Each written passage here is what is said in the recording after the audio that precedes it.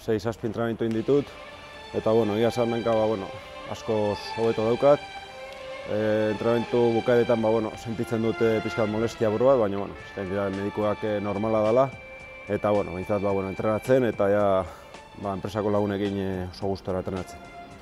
Pablo Berasaluzeak garesti ordaindutu abuztuak 4an beran 2 atza utzi eta handik 5 astera kantxaratzea. 2 hilabete luzeren ondoren berragertuko da gaur Tolosan.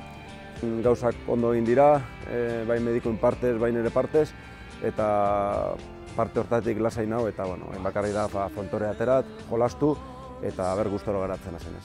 Aretxabaletarekin Artola eta Albizuren kontra jokatuko du. Jonander Albizu oso momentu honean dau, Artola oin bigarren mailako txapeldun eta bagaztei gerra poro bat emoten diogun, ez? Gaurko azterketa garrantzitsua da oso berrizkorentzat, astebete barru aurkeztuko den binakakoan egon nahiko lukeelako.